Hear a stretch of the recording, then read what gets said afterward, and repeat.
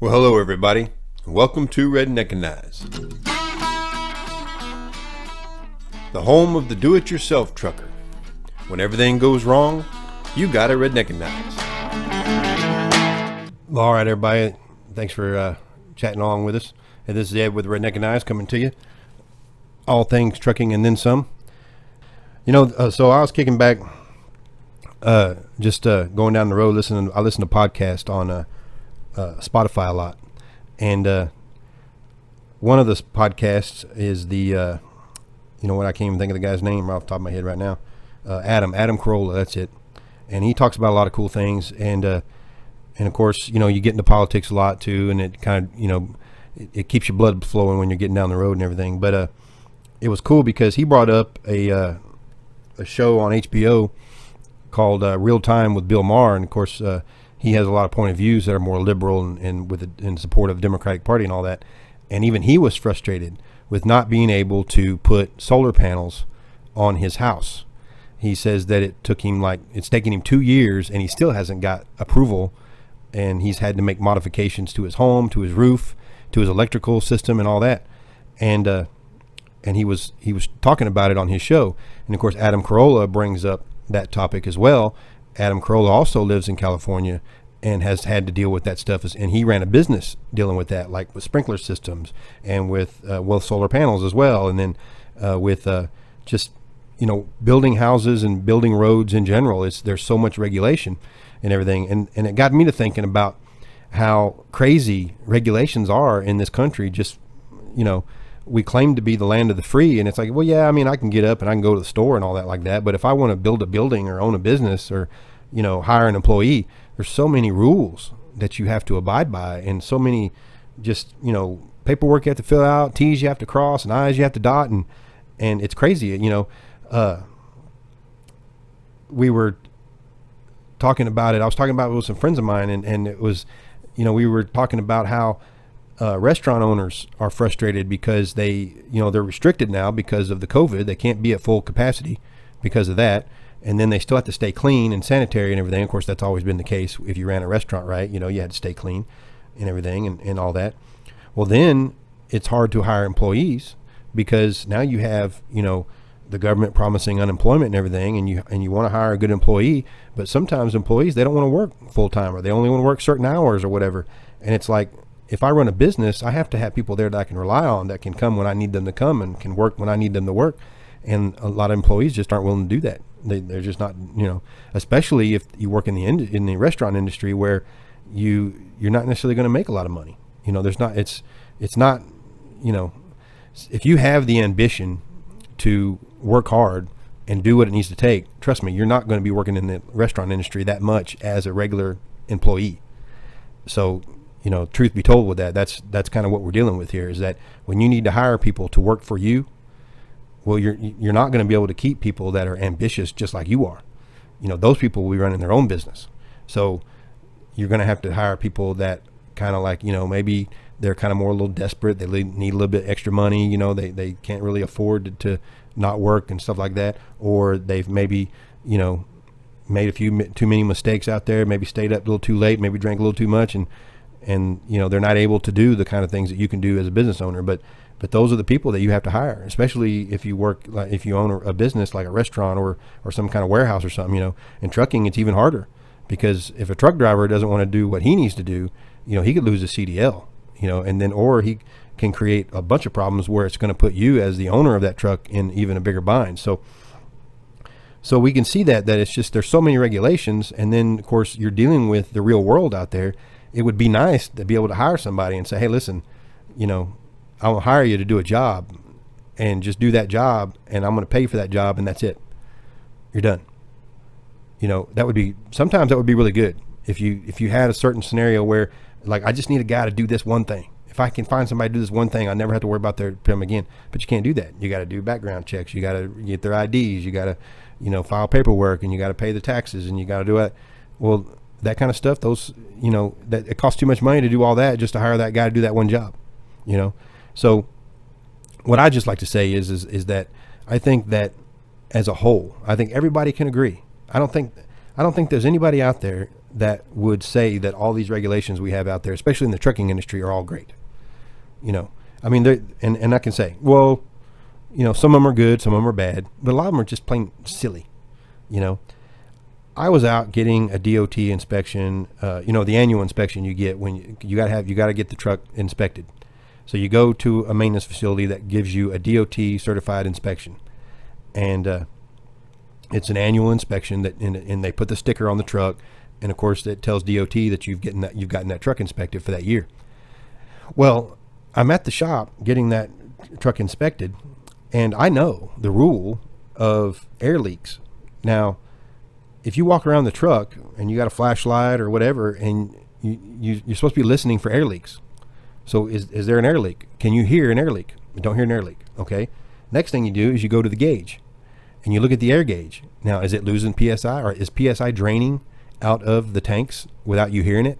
Is there an air leak somewhere that you can't detect because of that? So you look at it, and I had to look it up because I didn't know the exact rule, and it's 4 PSI in 1 minute for one single vehicle. Now, if you've got a truck and trailer hooked together, it's actually 8 PSI in 1 minute.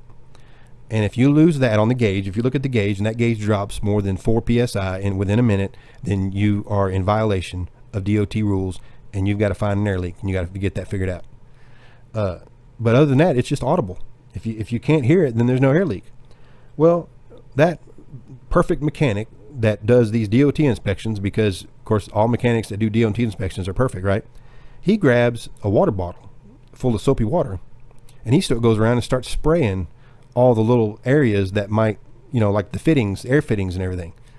And he sprayed around my airbags on the back, and of course he saw some bubbles, and he said, "Oh, that's an air leak right there. You need to get that fixed. I can't pass you." And I said, "Well, it's not audible." And he's like, "Oh, too late now. I done sprayed it." Well, that's just a silly deal. If you're allowed to get away with crap like that, I just don't understand it. And that's so I left, and I had to take it to another shop, and it passed with flying colors because the rule is it's audible. And you know what? I'm okay with that regulation because we can understand it. But again, just because it's audible doesn't mean it's that bad. But also, they set a rule, they set a standard. We know the standard. We can go by it. I would like to, be able to fix every little thing that leaks in the truck, but you can't always do it. So what I did was eventually I got a new fitting and I fixed that little air leak, that minor little air leak. Yeah, I fixed it. Took me like 5 minutes, but he wanted me to pay him to do it. And I wasn't going to do that.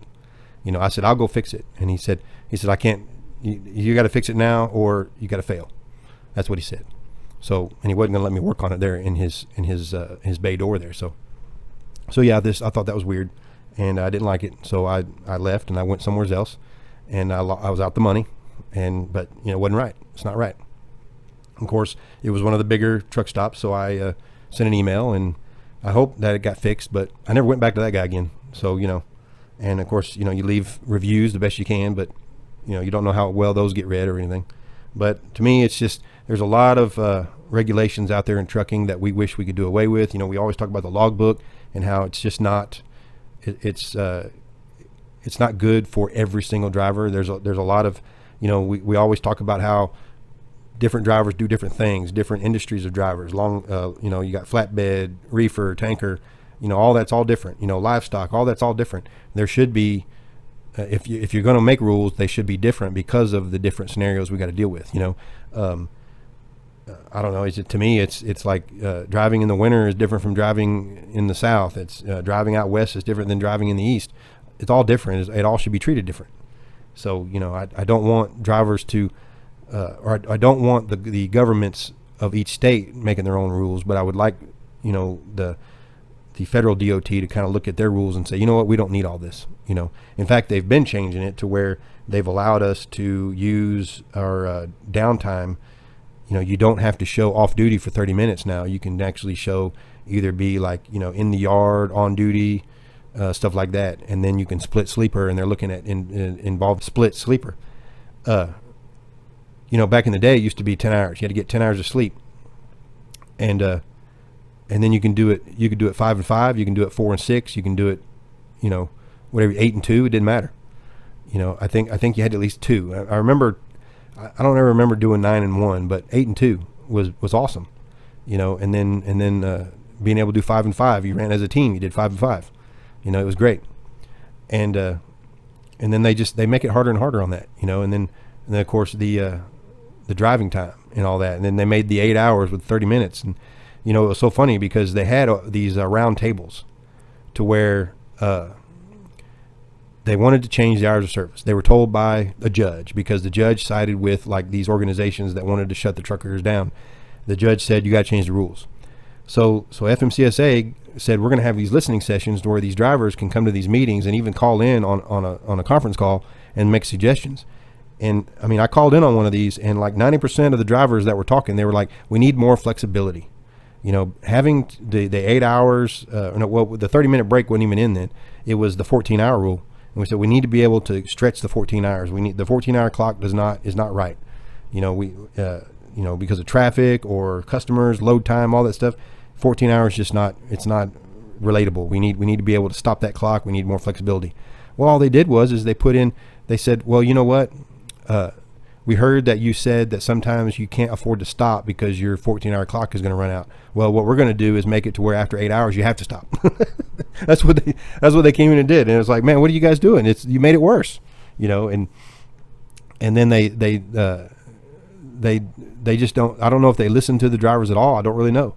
But now I see that they're trying to make the split sleeper a little bit better, but they still go off of like data of people need to sleep at least 8 hours at a time. That's what they say. You have to at least sleep 8 hours. If you don't get 8 hours of sleep, then you're tired. That's what they say.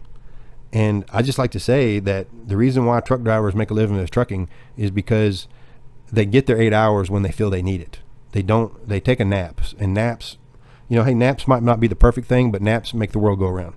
And in the trucking industry, we live off of naps, and we take naps. Whenever we get somewhere, we nap. If we're able to nap, we nap. And sometimes we don't have time to nap. We got to work on the truck. Sometimes we don't have time to nap because we're doing unloading or loading. And then a lot of times we get time off where we can sleep all day. And I still do that. I'm home every night, but I still I might not get as much sleep as I'd like to because of doing other things. And you know what? I make up for it. If I have a day where I don't have anything planned, I can sleep. That's what we do. And I think that truck drivers it's a rare breed. Truckers are able to do what they do because they know when they're tired, and they know what they need to do to get the rest they need. And I think that I think that the governments and the people that make the rules need to understand that it's different strokes for different folks. I don't want to say that every trucker out there knows when they need to stop and all that. I just like to think that the more and more we talk about it, more and more drivers will say, you know what, it's not that important. I can stop and I can take a nap, and that's, or do whatever you need to do. We always talk about getting out of the truck, walking around, cranking the music, finding an interesting podcast, audio book, whatever you need to do to draw your interest in that. Or, if you need a snack or drink more, whatever, a lot of times I try to eat right these days. And if I'm tired, but I can't really take the time to actually sleep a long time, I take a little nap. And then what I might have to do is I might have to go buy some more food and eat more food than I normally would, because it helps me, keep moving and everything. So that's another thing, and it's not about driving tired. It's just driving unaware, because we're always aware, and we know when we need to stop, and it's, I've even gotten to the point where I don't care if I'm late. I'll stop and take a nap, because it's more important for me to nap than it is for me to be on time. So that's what I say to things like that. And like I said, get your sleep when you can, and always take care of yourself. But I think that regulations out there are just crazy, and then when you have these celebrities out there talking about how it's just the regulations are too high. And I was like, well, yeah, we know it down here. All us regular folk, we know regulations are too high, and then you guys talk about how it ought to be a law. That's a good saying that I've always learned is that, it's like, oh, that's crazy. Why would they do that? Or they shouldn't be able to do that. Oh, there ought to be a law, well, that's just how the world works. People do things and that we don't always agree with. But again, it's not world ending. We try to take care of things safely, or there's an order to do things.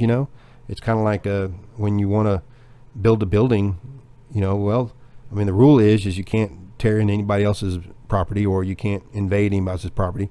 I mean, I knew people that would protest an apartment building getting built because it was going to block the sun from their house or something.